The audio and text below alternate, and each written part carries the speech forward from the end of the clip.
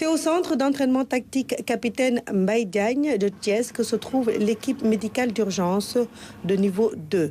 20 conteneurs de matériel déployés en 48 heures grâce à l'expertise des membres de l'équipe du lieutenant-colonel Moustapha Mbow. Donc, ce sont des tentes qui sont installées.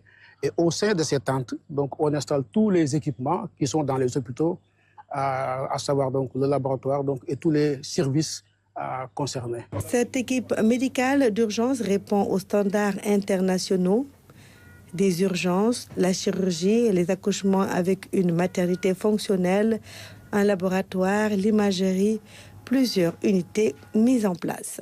En tout cas, tout le matériel nécessaire à table, une table opératoire, les dispositifs d'anesthésie de réanimation, de stérilisation, en tout cas tout ce qui est basique est disponible au niveau de l'IMT2. On a vraiment les capacités nécessaires, aussi bien sur le plan dispositif que sur le plan consommable, de prendre en charge 7 cas chirurgicaux majeurs et 15 cas chirurgicaux mineurs chaque jour. En fait, on n'a pas de capacité limitée. Donc, il y a une certaine interopérabilité. On ne peut pas rejeter les malades parce que nous sommes déployés dans des zones isolées. Parfois, nous sommes les seuls. Donc, on est obligé de prendre en charge tout venant. On peut faire facilement 10 accouchements par jour. Un dispositif particulier qui montre l'aspect humanitaire de cet hôpital. Quand l'équipe est certifiée, elle peut aller soutenir d'autres populations, d'autres pays.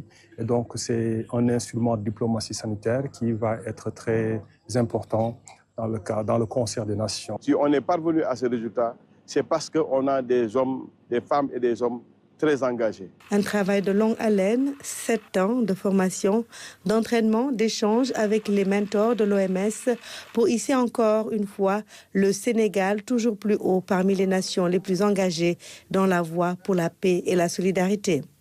En décembre dernier, il y a une catastrophe qui a éclaté en République de Guinée et l'équipe a été déployée en moins de 12 heures. En 2021, avec l'appui de l'Organisation mondiale de la santé, on a déployé l'équipe en Sierra Leone en 24 heures, 24 à 48 heures.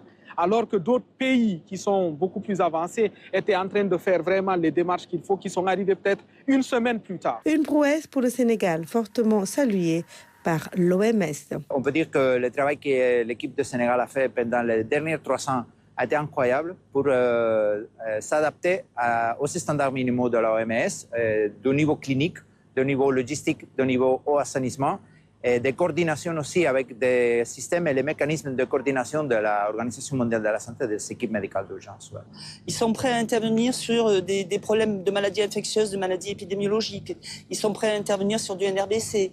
Ils sont prêts à intervenir sur des catastrophes naturelles, des tremblements de terre, des inondations. Enfin bref, ils sont prêts, je pense que sincèrement, ils sont prêts. Le Sénégal est aujourd'hui le 49e pays au monde à bénéficier de la certification internationale de l'OMS pour le déploiement d'équipes médicales d'urgence de niveau 2 et le premier pays sur le continent africain.